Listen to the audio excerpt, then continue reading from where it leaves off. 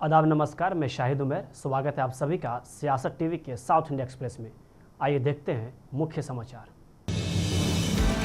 CAG की report के अनुसार तेलंगाना सरकार ने वित्तीय वर्ष 2023-24 के लिए अनुमानित 2,77,690 करोड़ रुपए के बजट में से 2,19,307 करोड़ रुपए खर्च किए हैं, जिसमें अनुमानित व्यय का 79% हासिल हुआ। उप मुख्यमंत्री भट्टी विक्रमार्क ने आज विधानसभा में वित्त और विनियोग खातों पर सीएजी रिपोर्ट पेश की। रिपोर्ट के अनुसार राज्य सरकार ने स्वीकृत बजट से अधिक 1,11,477 करोड़ रुपए खर्च किए, जो 33% की वृद्धि है।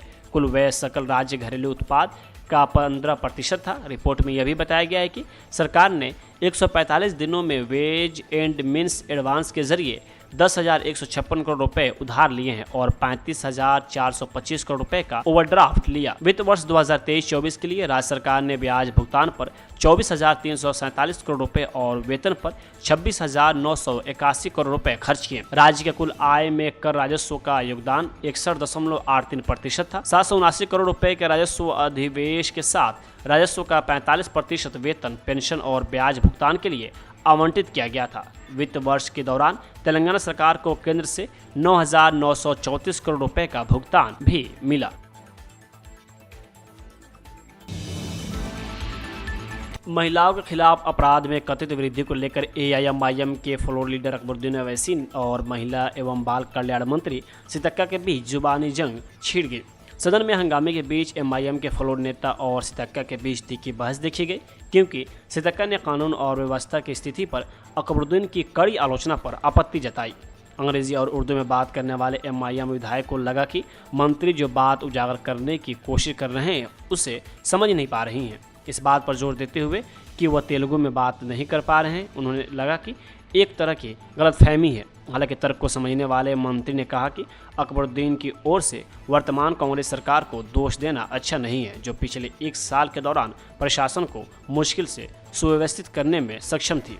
मांगों पर चर्चा में भाग लेते हुए अकबरुद्दीन ने इस बात पर जोर दिया कि वर्तमान सरकार द्वारा अपनाई गई नीतियों के कारण रियल एस्टेट में गिरावट के अलावा महिलाओं के खिलाफ अपराध कैसे बढ़ रहे हैं। मंत्री ने कहा कि महिलाओं के खिलाफ अपराध में वृद्धि नशीली दवाओं की लत और अन्य मुद्दों से निपटने में पिछले सरकार की लापरवाही का परिणाम थी।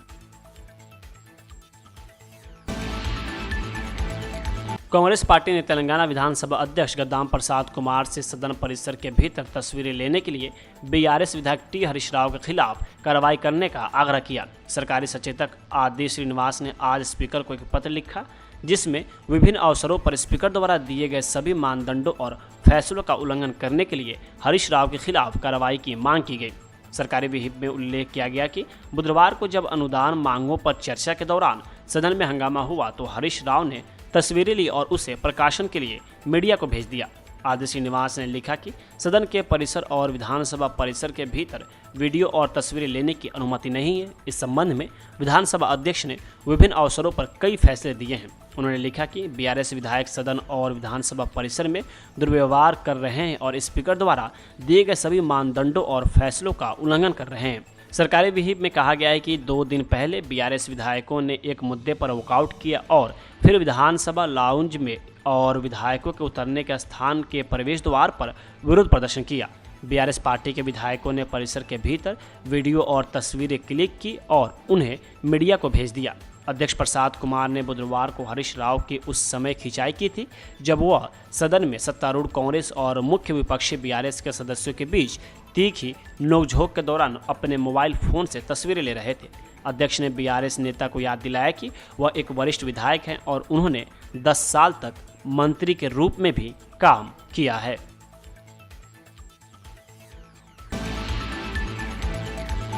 बीजेपी करीमनगर के सांसद और केंद्रीय मंत्री बंदी संजय कुमार एक बार फिर राज्य इकाई के अध्यक्ष पद की दौड़ में वापस आ गए हैं। पूर्व एमएलसी रामचंद्र राव के साथ संजय 2 नाम है जो इस पद के लिए अंतिम पसंद के रूप में चर्चा में है, जो वर्तमान में सिकंदराबाद के सांसद जी किशन रेड्डी के पास है। बंदी संजय वास्तव में पहले भी भाजपा के तेलंगाना अध्यक्ष थे और 2023 के राज्य विधानसभा चुनाव में उनकी जगह किशन रेड्डी को नियुक्त किया गया था।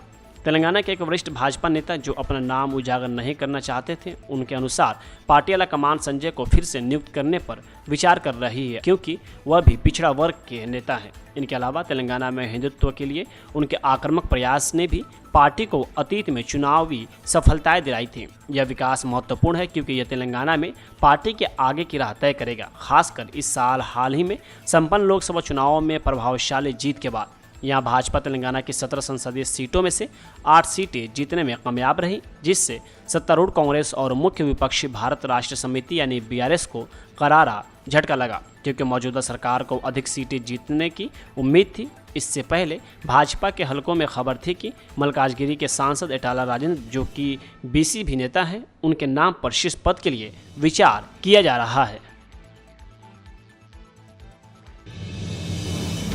बीआरएस एमएलसी कौशिक रेड्डी ने राज्य में कानून व्यवस्था से जुड़े मुद्दों पर चुप रहने के लिए तेलंगाना के मुख्यमंत्री रेवंत रेड्डी की आलोचना की है।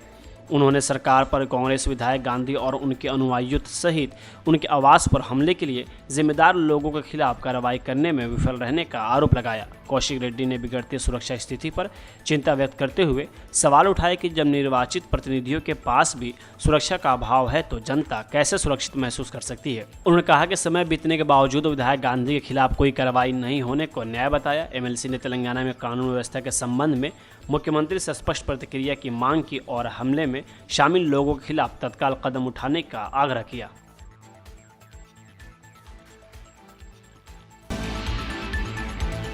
साउथ सिनेमा के मशहूर अभिनेता प्रभास ने अपनी बेहतरीन अदाकारी से हर किसी का दिल जीता है। प्रभास ने अपनी एक्टिंग के जरिए लाखों लड़कियों के भी दिल चुराए हैं। प्रभास की एक बिजनेसमैन की बेटी के साथ उनका रिश्ता पक्का होने की खबरें सामने आई है। प्रभास 45 साल की उम्र में दूल्हा बनने जा रहे हैं। उनके फैंस को लंबे समय से एक्टर की शादी का इंतजार था, तो अब फैंस का इंतजार खत्म होने वाला है। एक रिपोर्ट के मुताबिक प्रभास की फैमिली ने सुपरस्टार के लिए दुल्हन ढूंढ ली है। हालांकि लड़की कौन है और क्या करती है, ये जानकारी सामने नहीं आई है। लड़के के पिता हैदराबाद के एक बड़े बिजनेसमैन हैं।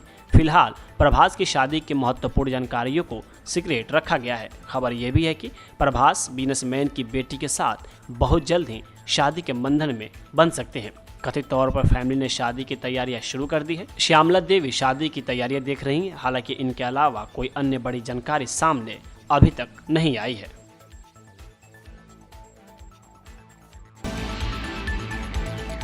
सियासी गलियारों में भारतीय जनता पार्टी के विधायक नंद किशोर गुर्जर और टी राजा सिंह की नाराजगी की चर्चा चल रही है। तरह तरह के कयास लगाए जा रहे हैं। इसी बीच पार्टी ने कर्नाटक में अपने एक नेता के खिलाफ कड़ा एक्शन लिया है। बीजेपी ने बसनगौड़ा पाटिल यत्नाल को 6 साल के लिए पार्टी से निष्कासित कर दिया है। पाटिल कर्नाटक में पार्टी का संतुष्ट नेता है। वह राज्य इकाई के अध्यक्ष BY विजेंद्र और उनके पिता और पूर्व मुख्यमंत्री BS येदियुरप्पा के साथ मतभेद रखते हैं। पाटिल के निष्कासन को बीजेपी में इस बात के संकेत के रूप में देखा जा रहा है कि विजेंद्र नवंबर 2026 में अपने 3 साल का कार्यकाल पूरा होने तक राज्य इकाई का नेतृत्व करते रहेंगे। बीजेपी नेतृत्व का यह कदम पार्टी विरोधी गतिविधियों के लिए दूसरा कारण बताओ नोटिस जारी किए जाने के लगभग 6 सप्ताह बाद आया है। पार्टी की केंद्रीय अनुशासन समिति के सदस्य सचिव ओम पाठक की ओर से जारी किए गए आदेश में कहा गया है कि केंद्रीय अनुशासन समिति ने 10 फरवरी 2025 को आपके कारण बताओ नोटिस के जवाब पर विचार किया है। पार्टी ने बार बार अनुशासन के उल्लंघन को गंभीरता से लिया है, जबकि आपने पहले के कारण बताओ नोटिस के जवाब में अच्छे व्यवहार और आचरण का आश्वासन दिया था। आपको पार्टी के प्राथमिकता सदस्य से तत्काल प्रभाव से 6 साल की अवधि के लिए निष्कासित करने का निर्णय लिया गया है और आप तब तक पार्टी में किसी भी पद पर नहीं रहेंगे। पाटिल को 10 फरवरी को दूसरा नोटिस जारी किया गया था। 3 महीने में ये दूसरा नोटिस था। वरिष्ठ विधायक और पूर्व केंद्रीय मंत्री पाटिल कई महीनों से विजेंद्र के खिलाफ अभियान चला रहे थे और उन्हें पद से हटाने की मांग कर रहे थे। पूर्व मंत्री रमेश जारकिहोली और पूर्व मंत्री कुमार बंगराप्पा जैसे अपने गुट के कुछ सदस्यों के साथ पाटिल ने जनवरी और फरवरी में कई बार दिल्ली का दौरा किया था और पार्टी हाईकमान से विजेंद्र को हटाने का आग्रह किया।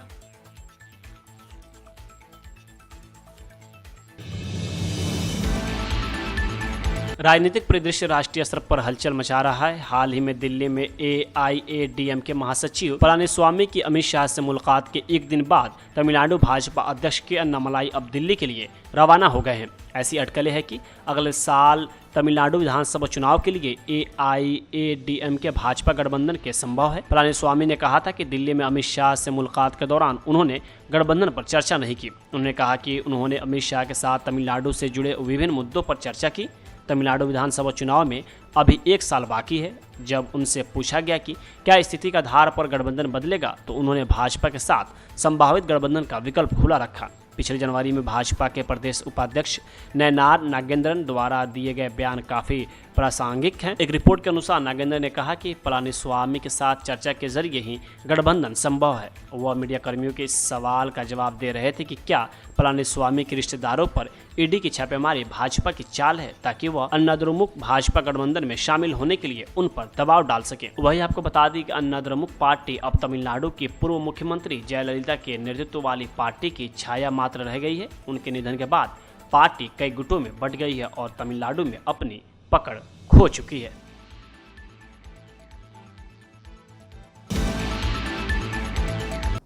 साउथ इंडिया एक्सप्रेस यही होता है समाप्त। मुझे दे अब इजाज़त। बाकी खबरों के लिए बने रहें सियासत टीवी के साथ।